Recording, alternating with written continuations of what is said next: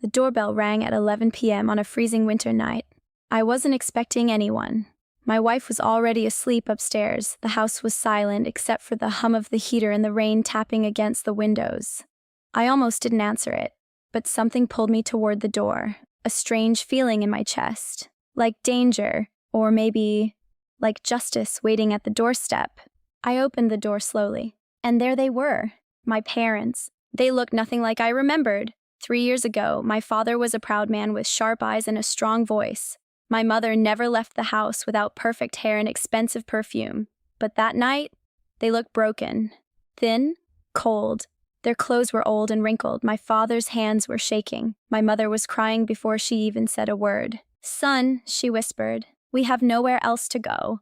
I didn't speak. I just stood there, holding the door, feeling the cold wind rush inside my warm home. And in that moment, 1,000 memories came flooding back. But not the good ones. Not the childhood birthdays or the family dinners. No, what came back were the screams, the tears. The night my parents threw my 17-year-old sister out of their house because she was pregnant. And that was the night I stopped calling them my parents. Let me take you back, because you need to understand what kind of people they were. You need to understand why I didn't slam the door in their faces that night. But I also didn't invite them inside. Not yet. 3 years ago, my little sister Emma was the golden child of our family. She was smart, kind, beautiful. Everyone loved her. She got straight A's in school, volunteered at the local animal shelter, and never talked back to our parents. I was 3 years older than her, and even I looked up to her. She had this light inside her. You know what I mean?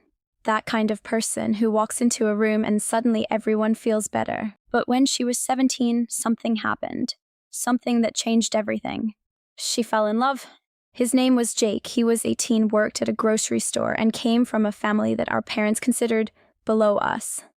My father was a bank manager. My mother was a real estate agent. They cared about reputation more than anything. More than money. More than happiness. More than love. When Emma told them she was pregnant, my mother didn't hug her. My father didn't sit down to have a serious conversation instead. My mother screamed. She screamed so loud that the neighbors 2 houses down later told me they heard every word. "You ruined this family," my mother shouted. My father pointed his finger at Emma like she was a criminal.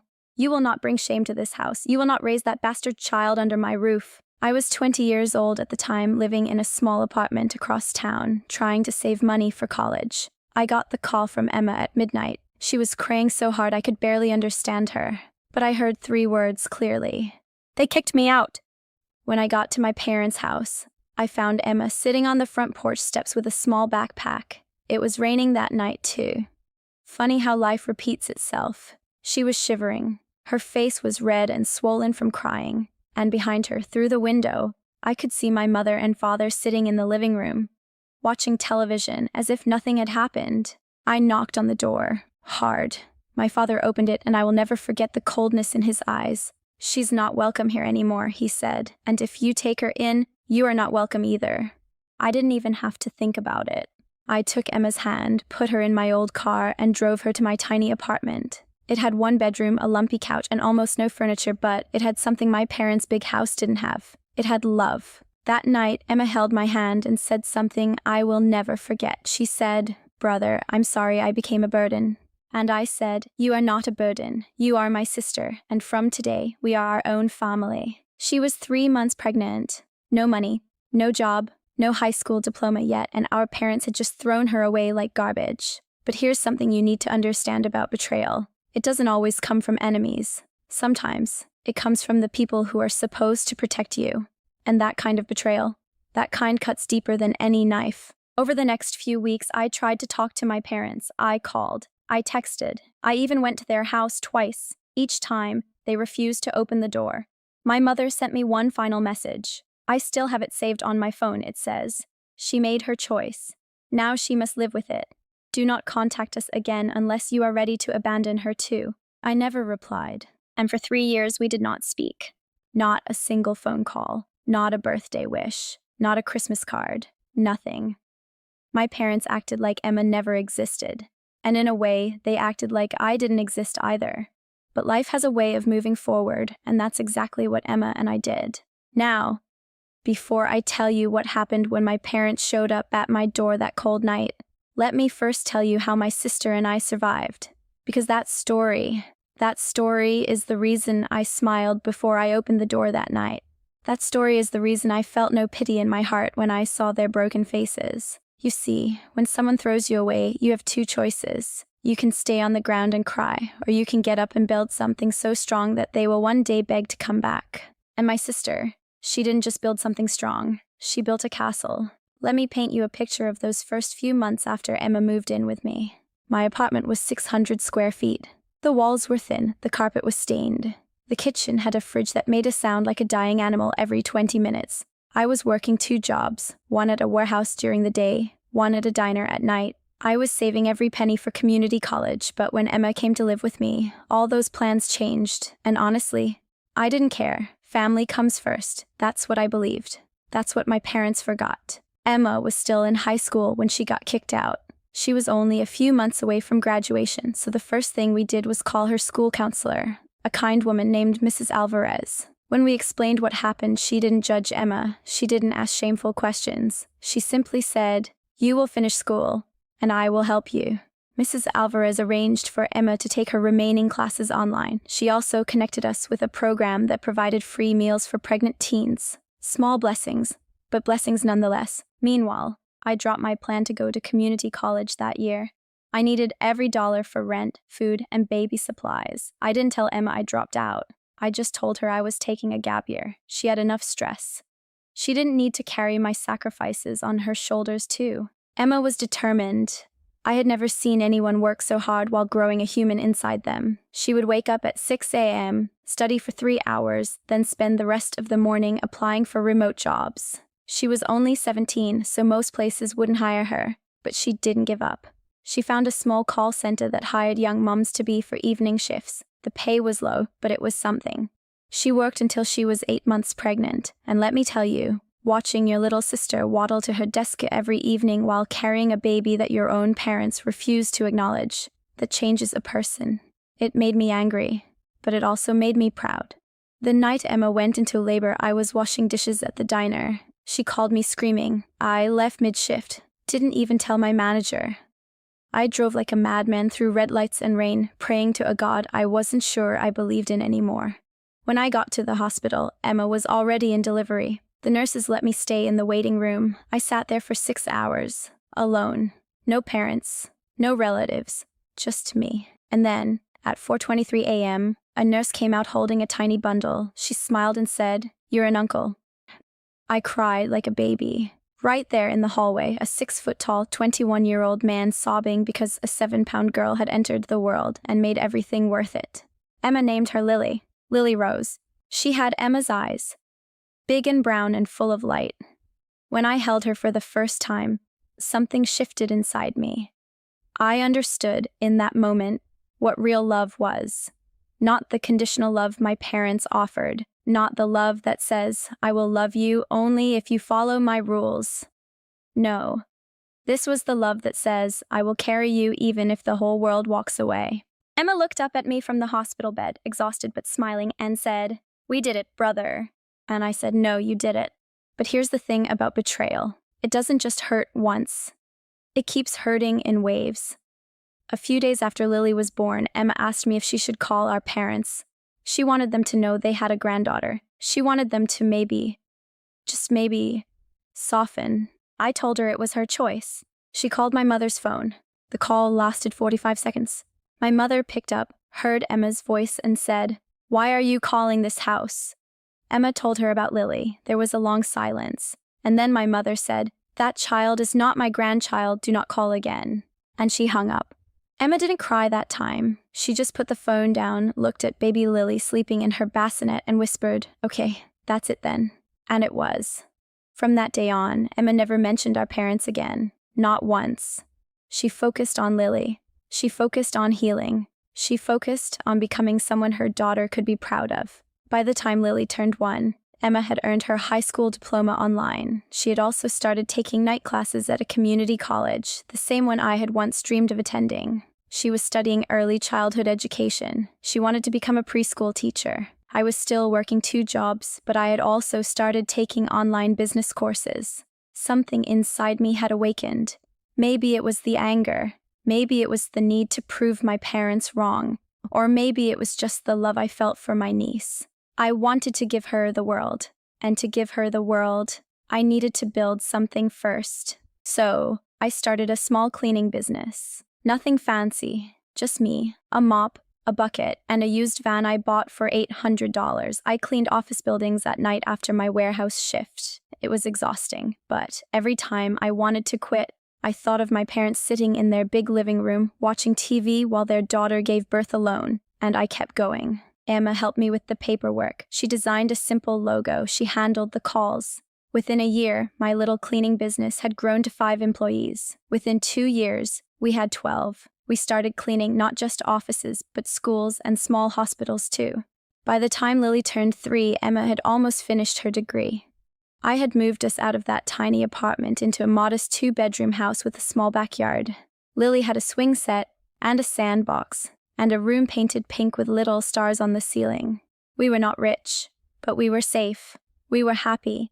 And most importantly, we had done it without them, without my parents, without their money, without their approval, without their love. And then one night, the doorbell rang.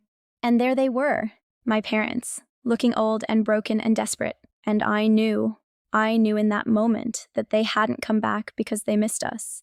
They hadn't come back because they felt guilty. They hadn't come back because they wanted to meet their granddaughter. They came back because they had nowhere else to go. And that's when my revenge began. Not with anger, not with screaming, not with slamming doors. My revenge began with a single sentence. I looked at my crying mother and my shaking father, and I said, "Why should I let you inside the house that you tried so hard to destroy?"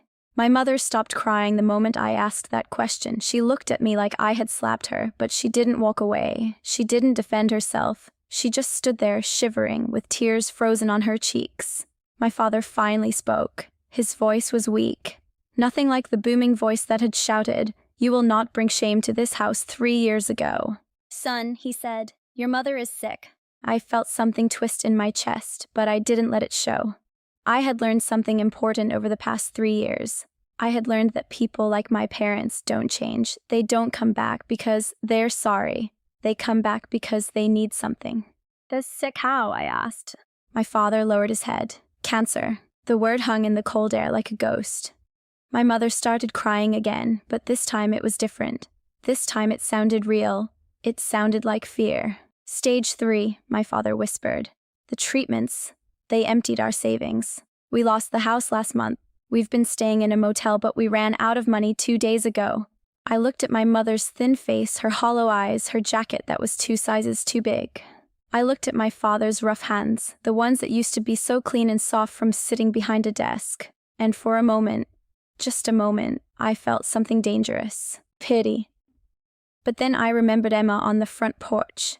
17 years old, pregnant, alone, crying in the rain while her parents watched television. I remembered the phone call that lasted 45 seconds. That child is not my grandchild. I remembered 3 years of silence, 3 birthdays, 3 Christmases, not a single card, not a single dollar, not a single, "I'm sorry," and the pity vanished.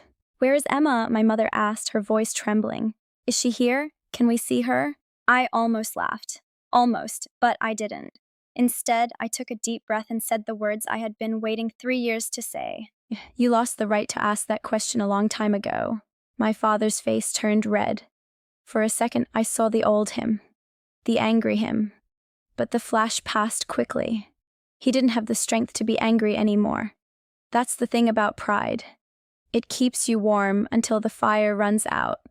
Then you're just cold and alone. "Please," my mother whispered. "We have nowhere else to go." I stepped outside and closed the door behind me. I didn't want them looking into my house. I didn't want them seeing Lily's toys in the hallway or Emma's framed degree on the wall. That was our world, and they didn't deserve to see it. "Where are your friends?" I asked. "Where are the people from your church? Where are all the relatives you chose over us?" My mother couldn't answer because we both knew the truth. My parents had pushed everyone away. They had been so focused on protecting their reputation that they had burned every bridge. When they lost the house, no one opened their door, no one offered a couch, no one even returned their calls. That's the thing about karma. It doesn't always come fast, but it always comes. I stood there on my porch looking at the two people who had given me life, and I realized something powerful. I had the power now. For the first time in my life, I had the power to decide their fate, and that power felt heavy. But it also felt right. "You can sleep in the garage tonight," I said finally. "It's cold outside. I'm not a monster, but you are not coming inside this house. Not until I talk to Emma." My father opened his mouth to argue, but my mother grabbed his arm and shook her head.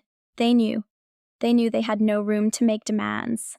I led them to the garage. It was detached from the house, about 20 feet from the back door. It had an old couch, a space heater, and a bathroom with a shower. It wasn't luxury, but it was shelter. "Tomorrow we talk," I said. "And you will tell Emma everything. You will tell her why you threw her out. You will tell her why you ignored her for 3 years. You will tell her why you didn't want to meet your granddaughter. And then, Emma will decide what happens next." My mother nodded silently. My father stared at the floor. I walked back to the house, locked the door, and leaned against it. My heart was pounding. My hands were shaking. I had just done something I never thought I would do. I had let my enemies sleep in my garage. But they weren't just enemies. They were my parents. And no matter how much they had hurt us, a small part of me still remembered the good days. The days before Emma got pregnant. The days when we were a real family. But those days were gone. And they were never coming back. The next morning, I woke up early. Emma was already in the kitchen making breakfast for Lily. She was singing a little song, the way she always did. She didn't know our parents were in the garage. She didn't know that her past was sleeping on a stained couch 20 feet away. I sat down at the kitchen table and watched her for a long moment. She had grown so much. She wasn't the scared 17-year-old girl anymore. She was a woman, a mother, a college graduate. She was strong in a way that our parents would never understand. "Emma," I said softly, "I need to tell you something." She turned around holding a spatula and smiled. "What's up, big brother?" I took a deep breath. "Mom and Dad are here." The spatula froze in her hand. Her smile disappeared. The kitchen suddenly felt very cold. "What do you mean, here?" she asked. "They showed up last night. Mom is sick. Cancer. They lost the house. They have nothing. They came because they need help." Emma put the spatula down slowly. She walked to the window and looked out at the garage. I couldn't read her face. It was like a wall had gone up behind her eyes. "Did you let them inside?" she asked. "No, they slept in the garage." She nodded slowly. Then she turned to me, and I saw something I had never seen in her eyes before. It wasn't anger. It wasn't sadness. It was calculation. She was thinking, planning, deciding. "I want to see them," she said, "but not here. Not in front of Lily. Not yet." I nodded. "I'll bring them around back. We can talk on the patio." Emma walked over to Lily, who was drawing at the small kitchen table. She kissed the top of her daughter's head and said, "Mommy needs to talk to some people outside. You stay here and color, okay?" Lily giggled and went back to her drawing. And then Emma walked out of the back door. I followed behind her. My parents were already standing by the garage looking nervous and small in the morning light. Emma stopped 10 feet away from them. She crossed her arms. And then she spoke in a voice so calm, so controlled, that it scared me more than if she had screamed. "You have exactly 5 minutes to explain why I should care that you're dying." The silence that followed Emma's words was heavier than any sound. My mother opened her mouth, but nothing came out. Tears rolled down her cheeks, but Emma didn't flinch. My father took a step forward, and Emma took a step back. That small movement said everything. She didn't trust them. She didn't want them near her. "Emma, baby." My mother started. "Don't," Emma interrupted. Her voice was sharp like broken glass. "Don't call me baby. You didn't call me anything for 3 years. You didn't call me on my birthday. You didn't call me when Lily was born. You didn't call me when I graduated. So don't stand there and act like I'm your baby." My mother broke down. She fell to her knees on the grass sobbing. My father knelt beside her, trying to hold her up. It was a sad sight. I won't lie. It was painful to watch, but pain doesn't erase betrayal. Tears don't undo years of silence. "We were wrong," my father said. His voice cracked. "We were so wrong. We let pride destroy everything. We let fear make us cruel, and we are so sorry." Emma looked down at them. Her arms were still crossed. Her face was still hard, but I saw her lip tremble. Just a little, just for a second. "You're sorry?" she said. "You're sorry because Mom is sick." You're sorry because you lost your house. You're sorry because you have nowhere to go. But were you sorry 3 years ago? Were you sorry when I called from the hospital? Were you sorry when Lily took her first steps? Were you sorry on any of those 3 Christmases when you didn't even send a card? My father didn't answer, because there was no answer. The truth was too ugly to speak out loud. My mother looked up at Emma, her face wet with tears and snot and shame. I was scared, she whispered. I was scared of what people would say.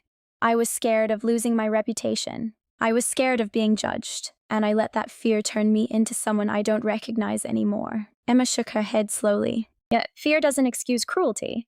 You didn't just turn me away. You turned me into nothing. You made me feel like garbage. You made me feel like my daughter was garbage.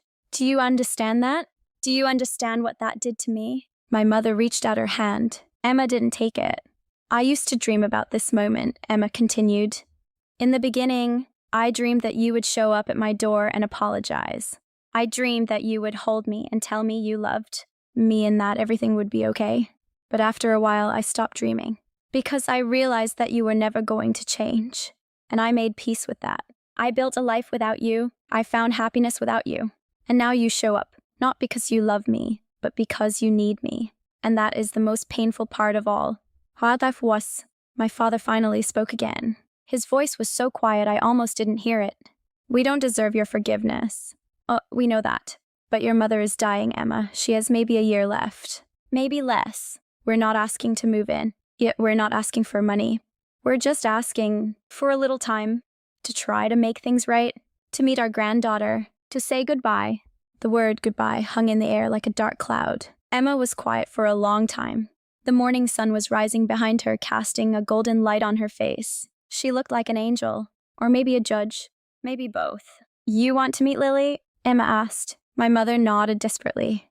Please, Emma. Emma turned to me. Her eyes were asking a question. What should I do? I shrugged. I couldn't make this decision for her. This was her pain, her forgiveness, her choice. Emma turned back to our parents. You can meet her, but not today. Not like this. You need to earn that right, and I don't know if you can. My mother started crying again, but this time, it sounded different. It sounded like hope. Emma continued. Here is what is going to happen. You will stay in the garage for now. You will not enter the house unless I invite you. You will not approach Lily unless I am present. And every single day, you will tell me one thing. One truth about why you abandoned me. Not excuses, not blame. The truth. And maybe, after some time, I will start to believe that you are actually sorry. Not sorry because you're sick. Not sorry because you're broke. But sorry because you finally understand what you did to me. My father nodded slowly. My mother wiped her face with the back of her hand. We will do anything, my father said. Anything you ask. Emma looked at them for another long moment. Then she turned and walked back toward the house. She stopped at the door and looked over her shoulder. One more thing, she said. You will never, ever call Lily a bastard again. You will never speak a single unkind word about her. She is the best thing that ever happened to me. And if I ever hear you say anything different, you will be out of that garage before you can finish your sentence. My mother shook her head frantically. Never, I would never. She's our granddaughter. She's our blood. Emma opened the back door. Blood didn't mean much to you 3 years ago. And then she went inside. I stayed outside with my parents for a few more minutes. They looked broken, but I didn't feel sorry for them. Not yet. Maybe not ever. I had watched my sister suffer for 3 years. I had watched her cry herself to sleep. I had watched her struggle to buy baby formula while our parents lived in a 4-bedroom house. A few tears on the lawn didn't balance the scales. You should go back to the garage, I said quietly. Yeah, we'll bring you food later. And then tomorrow, you start telling the truth. My father looked up at me. Do you hate us? I thought about the question for a long time. Did I hate them? I hated what they did. I hated the pain they caused. But hate is a heavy thing to carry. And I had already carried too much weight. I don't hate you, I said finally. But I don't love you either. Not anymore. That's something you'll have to earn back. If you even can. I walked back into the house without looking behind me. Inside, Emma was sitting at the kitchen table, staring at the wall. Lily was still coloring, oblivious to the earthquake happening just outside the window.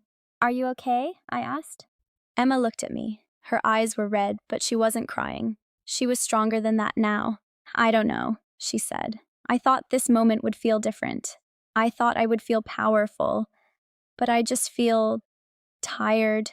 I sat down next to her and put my arm around her shoulders. You don't have to decide everything today. You don't have to forgive them. You don't have to hate them. You just have to take it one day at a time. She leaned her head on my shoulder.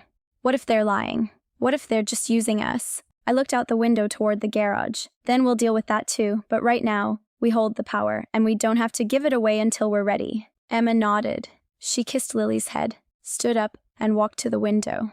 They look so old, she whispered. Betrayal ages people, I said. So does karma. Emma almost smiled. Almost. The next morning, I woke up before sunrise. I couldn't sleep. My mind kept spinning with questions. What did my parents really want? Were they truly sorry, or was this just another chapter in their long history of selfishness? I walked outside with 2 cups of coffee and knocked on the garage door. My father opened it. He looked like he hadn't slept at all. His eyes were red. His clothes were the same from the night before. Come in, he said quietly. The garage smelled like old carpet and fear. My mother was sitting on the couch wrapped in a blanket I had left for them. She looked smaller than I remembered. Cancer had already started eating her from the inside. I handed them the coffee. My mother's hand shook as she held the cup. Emma wants to hear the first truth today, I said. She'll be out here in an hour. You need to be ready. My father nodded slowly. We've been talking all night about what to say, about how to say it. Just say the truth, I said. No excuses. No blaming her. No blaming anyone but yourselves. My mother looked up at me. Do you think she will ever forgive us? I didn't answer that question because I didn't know. And honestly, I wasn't sure she should. An hour later, Emma walked out to the garage. She was dressed simply in jeans and a sweater. No makeup. Her hair was pulled back. She looked like someone going to a funeral, and maybe she was. Maybe this was the funeral of the last tiny hope she had carried for her parents. She sat on a plastic chair I had placed in the middle of the garage. My parents sat on the couch across from her. I stood by the door, ready to step in if things got too intense. Okay, Emma said. First truth. Why did you really kick me out? And don't say it was about shame. I want the real reason. My mother and father looked at each other. Then my father spoke. It wasn't just about shame, he began. It was about control. We had built this perfect image of our family. The successful father, the elegant mother, the smart daughter, the responsible son, and when you got pregnant, that image shattered. But instead of loving you through it, we got angry because we felt like you had taken something from us. Our reputation, our status, our pride. Emma listened without moving. My mother continued. I was jealous of you too. I know that sounds horrible, but it's true. You were young and beautiful, and you had found love. Real love. I married your father because my parents approved of him, not because I loved him. And when I saw you glowing with happiness even though you were scared, I hated you for it, just a little. Just enough to turn away when you needed me. Emma's face didn't change, but I saw her hands clench into fists on her lap. You hated me because I was happy, Emma asked. Her voice was barely a whisper. Not hated, my mother said quickly. Resented. There's a difference. Is there? Emma asked. Because from where I'm sitting, it feels exactly the same. My father leaned forward. Your mother is telling the truth, and so will I. I was a coward. I knew what we were doing was wrong. I knew kicking you out was evil. But I didn't stop it. Because stopping it would have meant fighting your mother, and I was afraid of her.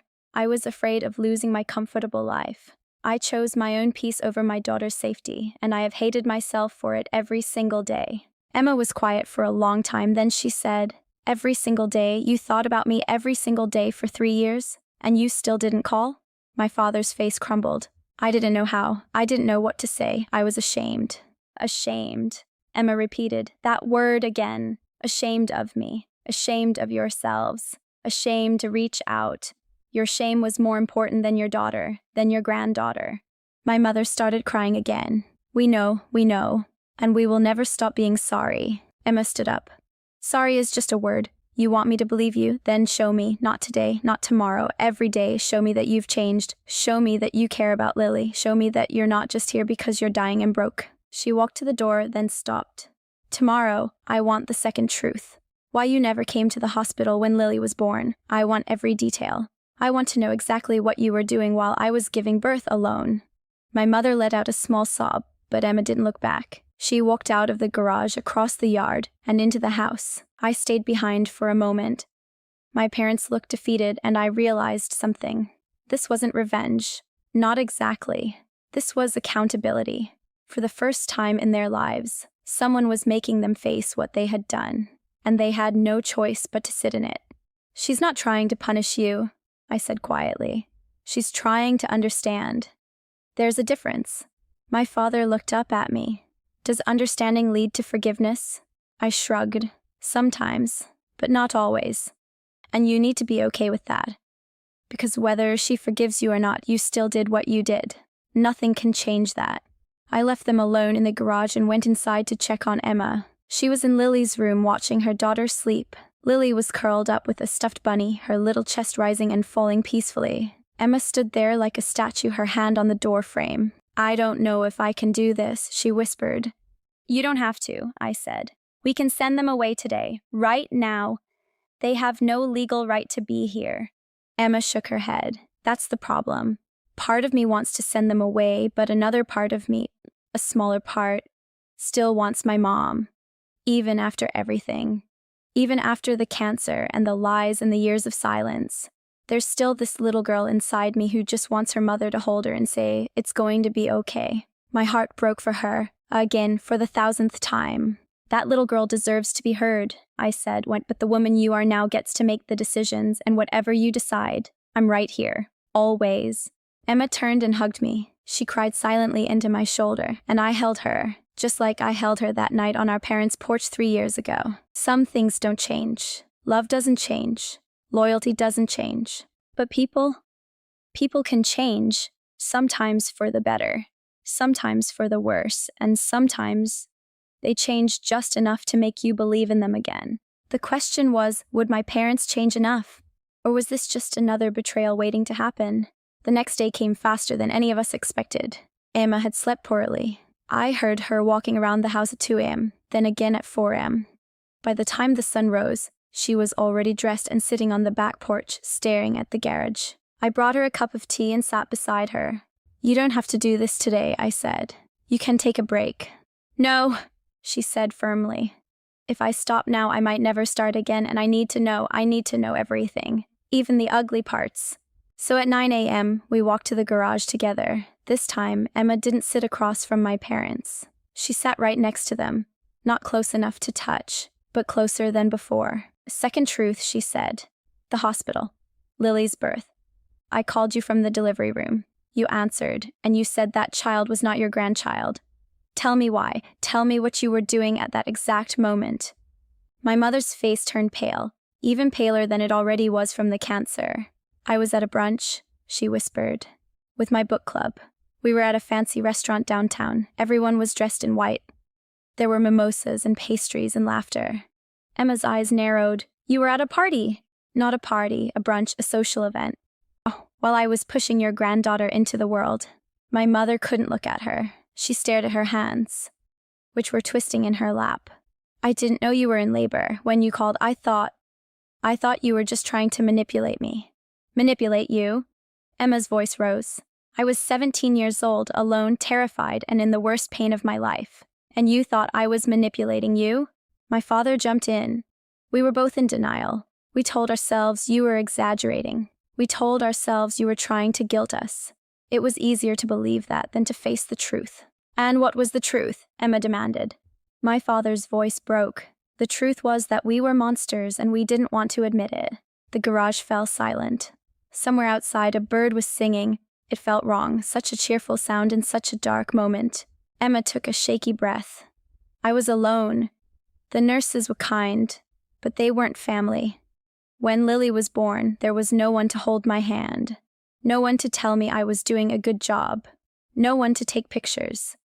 When they put her in my arms, I cried. Not because I was happy, but because I was so alone. My mother reached for Emma's hand, and this time, Emma didn't pull away. "I'm sorry," my mother sobbed. "I'm so sorry. I would give anything to go back to that day, anything." Emma let her mother hold her hand for exactly 10 seconds.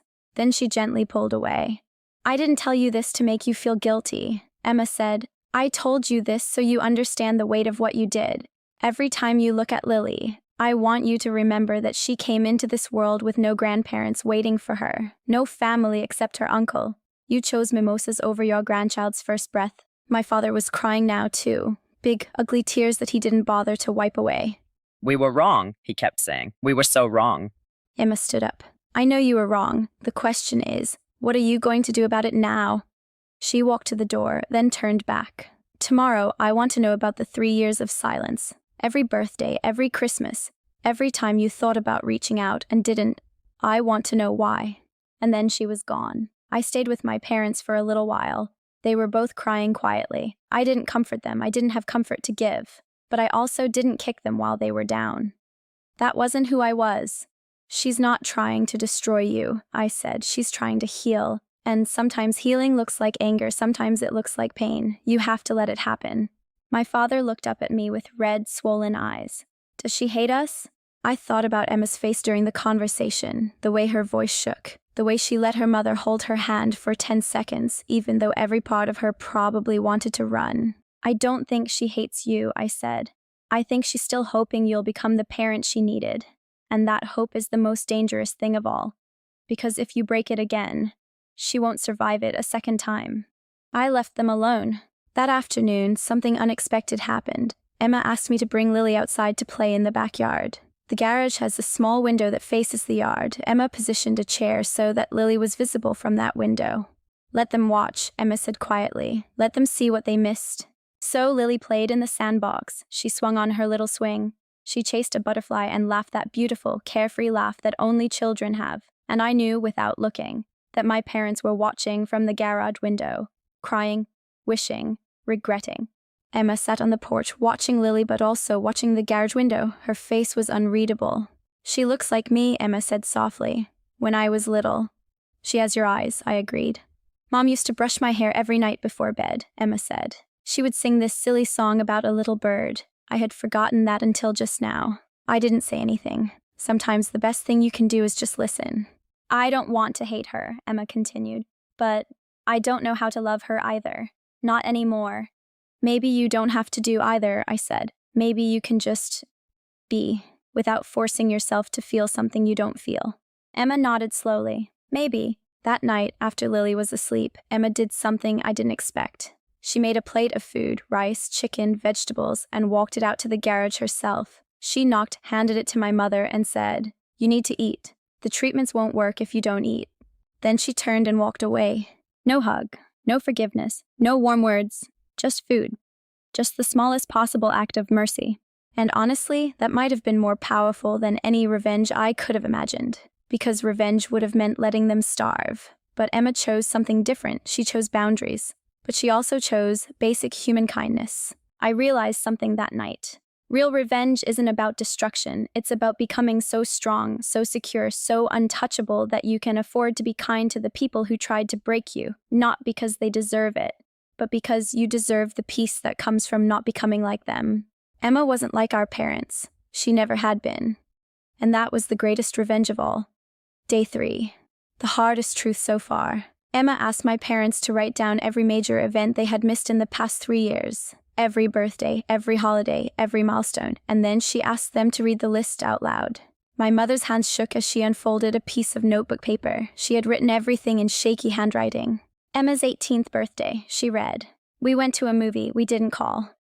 Emma's 19th birthday, we had dinner with friends. We didn't call. Lily's first birthday, I baked a cake but threw it away. I couldn't bring myself to celebrate a child I wasn't allowed to know. Christmas, year 1, we exchanged gifts with neighbors. We pretended everything was normal. Christmas, year 2, your father got drunk and cried in the garage. I pretended not to hear. Emma's high school graduation, we knew the date. We drove past the school but didn't stop. Lily's second birthday, I bought a doll and kept it in my closet. It's still there. Emma's 20th birthday, your father suggested calling. I said no. The list went on and on, page after page of missed moments, chosen absences, opportunities to reach out that they had let slip away. Emma listened without interrupting. Her face was pale, her hands were folded in her lap. She looked like she was bracing herself for a physical blow. When my mother finished reading, the garage was completely silent. Even the birds outside seemed to have stopped singing. 3 years, Emma said finally. 36 months, 1,095 days. And in all that time, you never once picked up the phone and said you were sorry. My father spoke. His voice was raw. We wanted to. There were so many times we wanted to, but every time we thought about calling, we talked ourselves out of it. We said you wouldn't want to hear from us. We said it was too late. We said we had already done too much damage. Those were excuses, Emma said, not reasons. You're right, my father admitted. They were excuses, cowardly, selfish excuses. Emma stood up and walked to the small garage window. She looked out at the backyard where Lily's toys were scattered on the grass. Do you know what I did on my 18th birthday? Emma asked. My mother shook her head. I sat in the bathroom and cried. I cried because I turned 18 and my mother didn't call. I cried because I realized you had probably forgotten. I cried because I still loved you even though you had abandoned me, and I hated myself for loving you. My mother let out a sound like a wounded animal. Emma continued. On Lily's first birthday, I made a small cake. Just me and my brother. We sang happy birthday.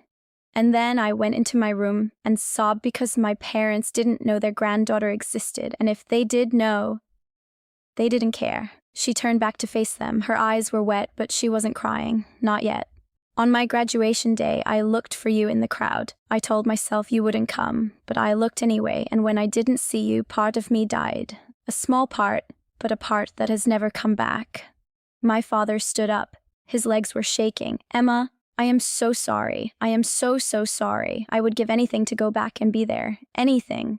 But you can't, Emma said. You can't go back. Those moments are gone forever. You will never see me turn 18. You will never watch Lily take her first steps. You will never hear me walk across that stage to get my diploma. Those moments belong to us now, and you are not in them. My mother fell to her knees again. This time, Emma didn't look away.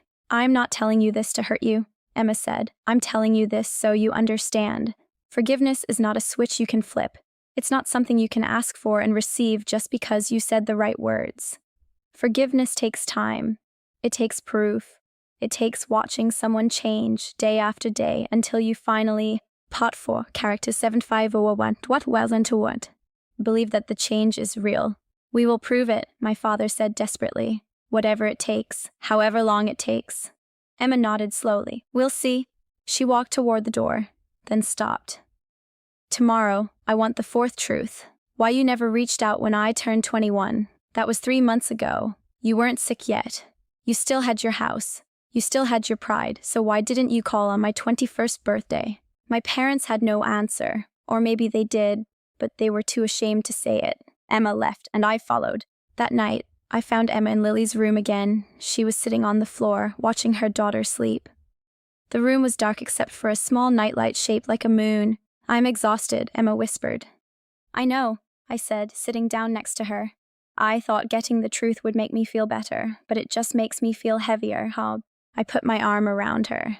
That's because you're carrying their pain now too. Before, you only carried your own. Now you're carrying theirs as well. It's going to feel heavy for a while. Will it ever get lighter? I don't know, I admitted. But you don't have to carry it alone. I'm here. Lily is here. We're your family now. They're just visitors, and visitors can leave whenever they want. Emma leaned her head on my shoulder. What if they don't leave? What if they stay and become part of our lives again? What if Lily grows up loving them? Then that's okay too, I said, as long as they've truly changed. As long as they never hurt her the way they hurt you. Emma was quiet for a long time. Then she said something that broke my heart. I still love them, even after everything. I don't want to, but I do, and that makes me feel so stupid. It doesn't make you stupid, I said. It makes you human. Loving people who hurt you is not weakness. It's the hardest thing in the world. And you're doing it anyway. That's not stupid. That's brave. Emma finally cried. Not the silent tears from before. Real crying. Loud, messy, painful crying. I held her while she let it all out. The anger, the sadness, the hope, the fear. And in the other room, Lily slept peacefully, dreaming of butterflies and swings and a world that hadn't yet taught her about betrayal. That was the thing I held on to. That was the thing that kept me going.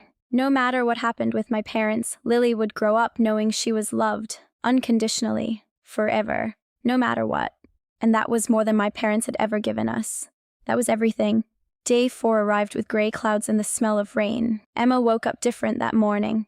I can't explain it exactly. She moved slower, but her eyes were clearer. She spoke less, but when she spoke, her words felt heavier, more certain. She didn't rush to the garage. Instead, she made breakfast for Lily. She packed her lunch for daycare. She kissed her daughter goodbye and watched as the daycare van pulled away. Then she turned to me and said, "Today, they tell me the truth about my 21st birthday, and after that, I decide." I nodded. "I'll be right beside you." We walked to the garage together. My parents were already waiting. They looked worse than the day before. The stress was eating them almost as fast as the cancer was eating my mother. "Fourth truth," Emma said, sitting down. 3 months ago, my 21st birthday, you still had your house. You still had your health. You still had your pride. Why didn't you call?" My mother and father looked at each other. Then my father spoke. "Because we were waiting for you to call us." Emma's eyes widened. "You were waiting for me. We thought you would come to us eventually," my father continued. "We thought you would realize you needed us. We thought you would apologize for getting pregnant and ruining our reputation. We were still living in the fantasy that we were the victims." Emma's voice was deadly quiet. "You thought I would apologize?" "We were wrong," my mother said quickly. "We were so wrong. But that's what we believed. We believed that you had disgraced us and that one day you would come back and beg for forgiveness." Emma stood up. Her chair scraped against the concrete floor. "You wanted me to beg," she said. "You wanted your pregnant, abandoned, struggling daughter to beg for your love. While I was working 2 jobs and raising a baby alone, you were waiting for me to beg." My mother reached for her. "Emma, please." "No," Emma said, stepping back. "No, you don't get to please me. You wanted me to beg. And when I didn't, you just waited. For 3 years. You watched me struggle from a distance and did nothing because your pride was more important than your daughter." My father buried his face in his hands. "We are monsters. We know we are monsters." Emma started pacing. Her hands were shaking. "Do you know what I was doing on my 21st birthday? I was cleaning an office building at midnight because my brother's cleaning business had a big contract and one of our employees quit. I was mopping floors and taking out trash while you were sitting in your warm house waiting for me to beg." She stopped pacing and faced them. "I didn't beg then, and I won't beg now. If you want to be part of my life, you will earn it. You will prove it. Every single day. No more waiting. No more pride. No more excuses." My mother was crying so hard she could barely speak. We will, I swear." Emma walked to the door. Then she did something unexpected. She turned around and said, "You can come inside today for 1 hour. You can sit in the living room. You can see Lily when she comes home from daycare, but you will not touch her unless she reaches for you first. You will not speak negatively about anything, and if she asks who you are, you will tell her the truth. Say, 'We are your grandparents. We made mistakes, but we are trying to be better.'" "Kyori," my father looked up, shocked. "You're letting us inside?" "For 1 hour," Emma repeated. "And if you break any of my rules, you will never step foot in my home again." That afternoon, my parents showered in the garage bathroom. They put on clean clothes I had bought from a thrift store. They combed their hair. My mother even put on a little lipstick. They wanted to look good for Lily. And at 4 p.m. the daycare van pulled up. Emma brought Lily inside. The little girl was chattering about a butterfly she had seen and a friend who had shared their snack. She didn't notice the 2 strangers sitting on the couch until Emma sat her down on the floor. "Ah, Lily," Emma said gently. "These are your grandparents, your daddy's mommy and daddy." Lily looked at them with curious eyes. She was 3 years old. She didn't understand betrayal or abandonment or forgiveness. She only understood the moment she was in. "Hi," Lily said. My mother's face crumpled. "Hi, sweetheart." Lily tilted her head. "Why are you crying?" "Because I'm so happy to meet you," my mother said. Lily considered this for a moment. Then she picked up a toy from the floor and held it out to my mother. "Do you want to play?" And just like that, a 3-year-old girl did what no amount of apologies or truths had been able to do. She opened a door. My mother took the toy with shaking hands. "I would love to play." For the next hour, Lily played with her grandparents. She showed them her stuffed animals. She made them pretend tea. She demanded they watch her do a dance that was mostly just spinning in circles until she got dizzy. My parents laughed. They cried. They looked at Lily like she was the most precious thing in the world. And Emma watched from the kitchen doorway. Her arms were crossed. Her face was unreadable, but I saw her shoulders relax just a little. When the hour was over, Emma walked into the living room. "Time's up," she said gently. Lily protested. "But Grandma is playing with me." Emma knelt down. "Grandma and Grandpa need to rest now. They're a little sick. But they can come back tomorrow, okay?" Lily thought about this. "Okay, but they have to bring more tea." My mother laughed through her tears. "I will bring all the tea in the world, sweetheart." My parents stood up to leave. My mother hugged Lily goodbye. She was careful, gentle. She didn't squeeze too hard or stay too long. She was respecting the boundaries. My father just patted Lily's head. His hand was trembling. When they were back in the garage, Emma let out a long breath. "That was hard," she said. "But good?" I asked. She nodded slowly. "Maybe. I don't know yet. But Lily liked them, and Lily is a good judge of character. She doesn't know how to pretend."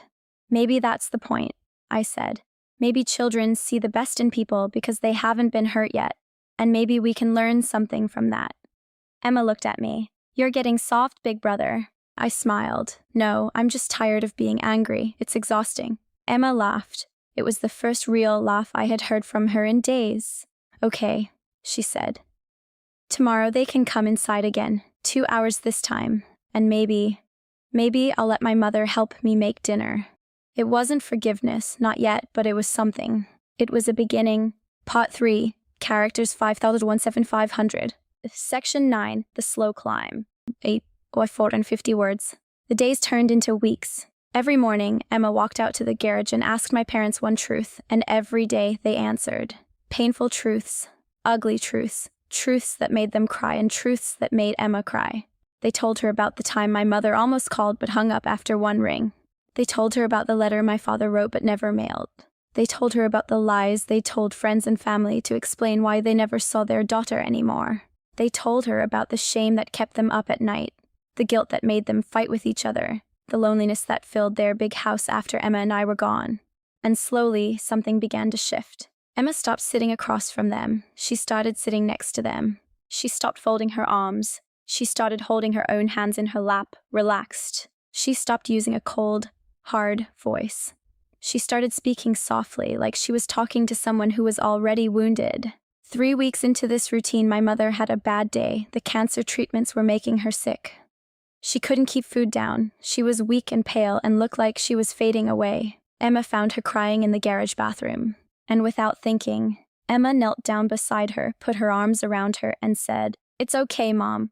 I'm here." My mother sobbed into Emma's shoulder, and Emma held her, not for 10 seconds, for a long time, for as long as my mother needed. Afterward, Emma came inside and sat at the kitchen table. Her eyes were red. "I called her Mom," she whispered. "I know," I said. "I heard. I didn't plan it. It just came out." "Maybe that means something," I said. Emma nodded slowly. "Maybe it does." From that day on, things changed. My mother started calling Emma sweetheart again. My father started helping with small chores around the house. He fixed a leaky faucet. He mowed the lawn. He even built a small birdhouse with Lily. Lily, of course, had no idea about any of the pain. To her, Grandma and Grandpa were just new friends who had been living in the garage for some reason. She accepted them completely the way children do. "Grandma," Lily said one day, "why do you live in the garage?" My mother looked at Emma, unsure how to answer. Emma nodded. "Tell her the truth, but make it simple." My mother took a deep breath. "Because Grandma and Grandpa made some mistakes a long time ago, and we're trying to earn our way back into the house, into the family." Lily thought about this. "Did you say sorry?" "Yes, sweetheart, many times." "Then why are you still in the garage?" My mother didn't have an answer for that. Neither did Emma. That night, Emma and I had a long conversation. "She's right," Emma said. "Why are they still in the garage? I've made them tell me every painful truth. I've watched them cry and apologize and try so hard. What am I waiting for?" "Maybe you're waiting to trust them," I said. "But trust doesn't happen all at once," Emma said. "Trust happens in small moments, and there have been a lot of small moments." "So what are you saying?" Emma looked toward the garage. "I'm saying, maybe it's time." The next morning, Emma walked out to the garage. She didn't ask for a truth. She didn't sit down. She just stood in the doorway and said, "Pack your things. You're moving into the house." My mother gasped. My father froze. "What?" my mother whispered. "There's a spare bedroom upstairs. It's small, but it has a window that faces the backyard. Lily wants you closer, and honestly, I'm tired of walking out here every morning." My father stood up slowly. "Emma, are you sure?" "No," Emma admitted. "I'm not sure at all. I'm terrified. But I'm tired of being terrified. I'm tired of living like I'm still the scared 17-year-old you threw out. I'm a mother now. I have a daughter who loves you, and I want her to have grandparents, the kind I never had." My mother was already crying. "We won't let you down. I swear on my life. We won't let you down." Emma nodded. "You probably will. You're human. You'll make mistakes, but as long as you keep trying, as long as you keep choosing us, we'll figure it out." She turned to leave, then stopped. "Oh, and one more thing. You're going to start coming to Lily's school events. You're going to meet her teachers. You're going to be in pictures. You're going to be part of this family. For real this time. No more hiding. No more shame. If you're in, you're all in." My father walked over to Emma and for the first time in 3 years, hugged her. Emma stiffened at first. Then slowly, hesitantly, she hugged him back. My mother joined them. The three of them stood in the middle of the garage holding each other and crying.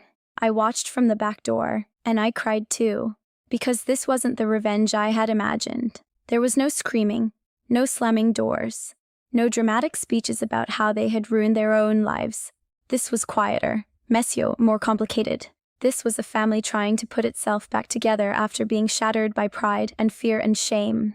And maybe that was the best revenge of all. Not destroying them, but giving them a chance to become something better and trusting that they would take it. The first week inside the house was awkward. My parents moved into the small upstairs bedroom. They brought almost nothing with them, just a few changes of clothes, some old photographs, and my mother's medications. They walked softly, spoke quietly, and never assumed they were welcome anywhere. Emma had to remind them constantly.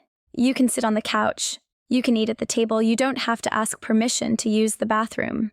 My mother would nod and say, "We're just not used to being wanted anymore." That sentence broke something in Emma. I saw it happen. Her face softened in a way I hadn't seen since before the pregnancy. "You are wanted," Emma said firmly. "That's why you're here." Slowly, the awkwardness began to fade. My mother started cooking again. She made Emma's favorite childhood meals: meatloaf, mashed potatoes, homemade bread.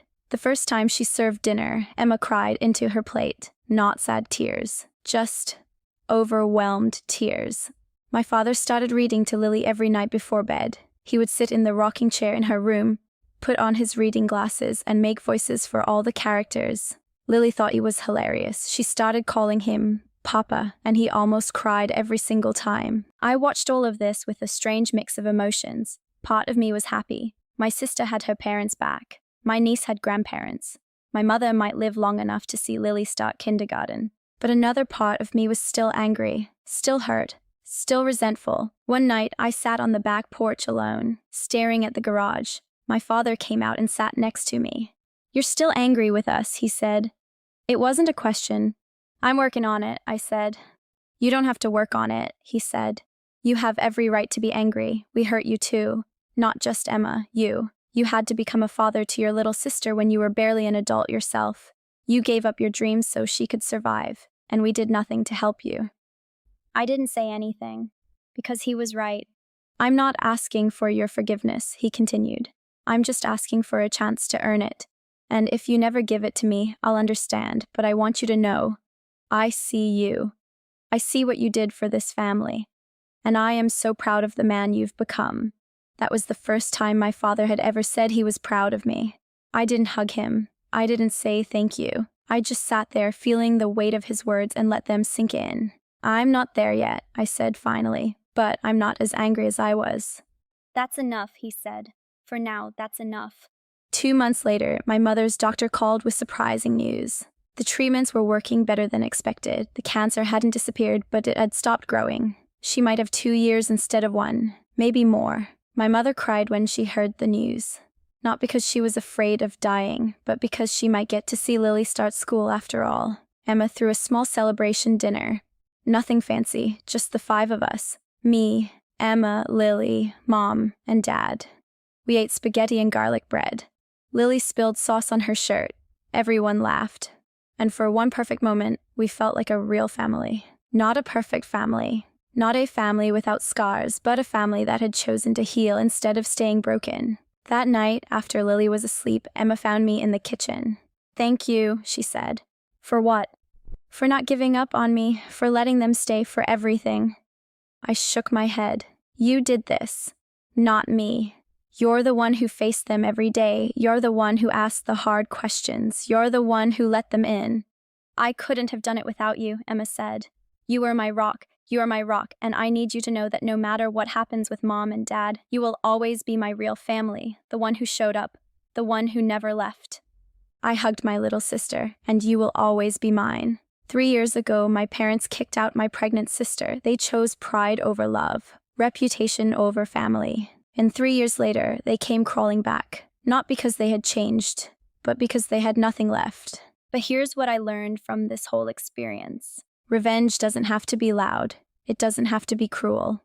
Sometimes the best revenge is becoming so strong, so successful, and so full of love that the people who betrayed you realize exactly what they lost. My sister didn't destroy my parents. She didn't humiliate them or turn them away. Instead, she gave them a chance to earn their way back. She set boundaries. She demanded honesty. And she protected her daughter above everything else. That is real power.